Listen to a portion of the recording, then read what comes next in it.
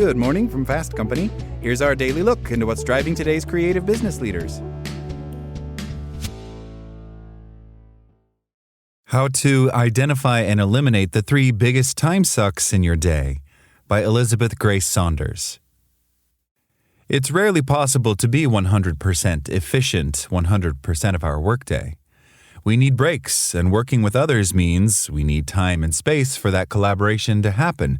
But oftentimes, a needed break or interaction can balloon into an unneeded time suck that leaves you feeling frustrated that you didn't accomplish what you actually needed to get done. So, how do you identify when you're spending way too much time in an area and then eliminate that waste so that you have more time for what's most important?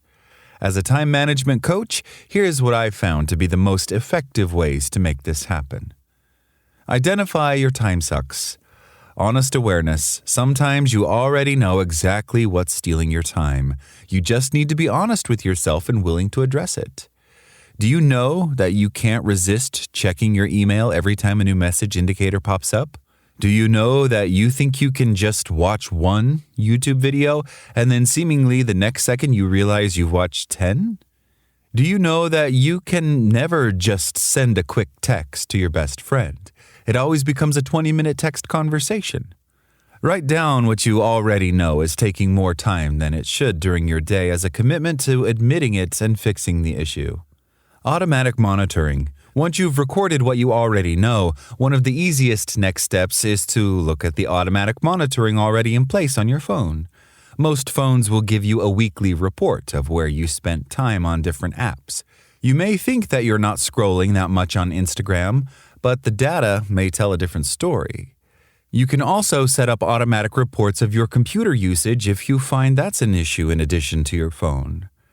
Personal time tracking. A third way to identify your time sucks is through personal time tracking, where you can make note of where your time is going, both on and off the screen. I typically recommend tracking your time for at least 2 days, but if you want to do a more thorough analysis, document it for a week. This can be done on paper, in an Excel document, or by using tools like Toggle or Timular. My clients sometimes prefer the software options because of the ability to see consolidated reports. But if you find them overwhelming, it's completely fine to keep things simple.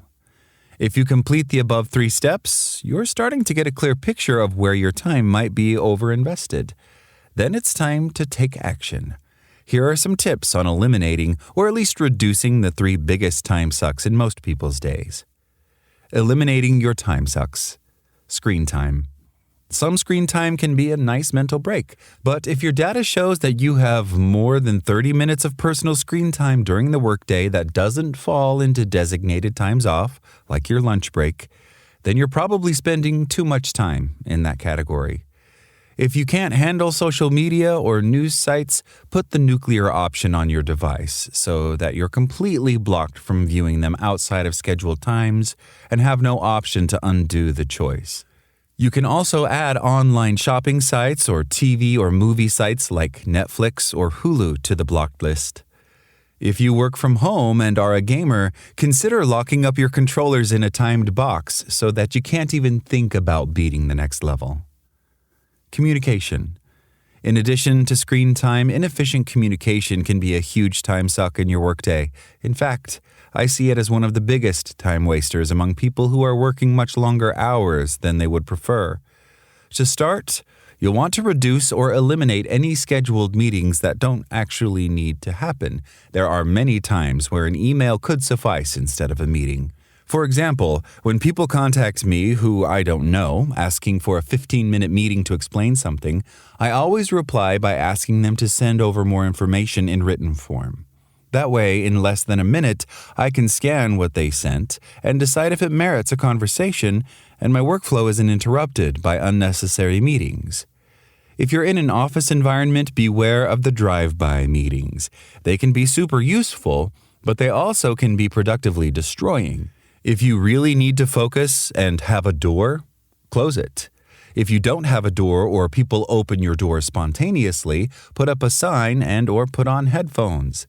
Some of my clients even go as far to set up office hours, which are times when they're okay with drop-in chats. Outside of those office hours, they request that people schedule a meeting. And finally, email and other asynchronous communication tools like IM or Slack can consume massive amounts more time than needed if you let them. One of the best ways to reduce time in these areas is to have designated times you log in and batch reply to all of the new messages, such as at the beginning, middle, and end of the day. If that's not permissible, at least give yourself a few spaces throughout the day to get focused work done by turning off notifications and, if needed, putting up Do Not Disturb. Disorganization. A final category of time suck during the workday is plain disorganization. You can waste so much time by being lost or losing items. Start with a plan. I encourage all of my clients to make daily and weekly planning a ritual so that they're clear on their priorities and always know what to do next. But if that's too overwhelming to start, at least write down the 3 most important things to accomplish for the day. That simple act can dramatically increase your progress on the most critical tasks. Leverage your energy. If you're a super morning person, purposefully block that time from meetings, spend minimal time on email, and get your hardest tasks done first.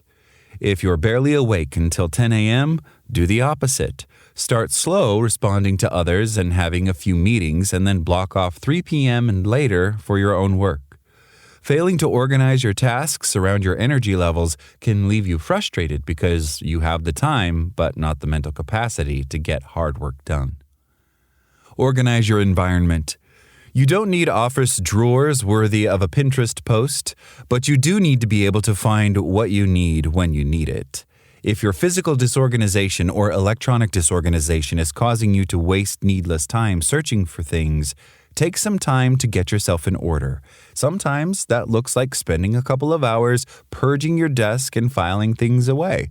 Other times, it's best to work on a few papers or folders a day until you have sufficient organization.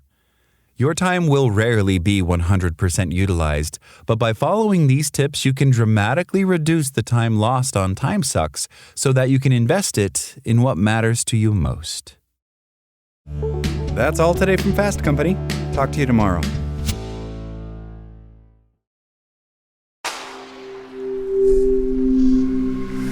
Spoken Layer.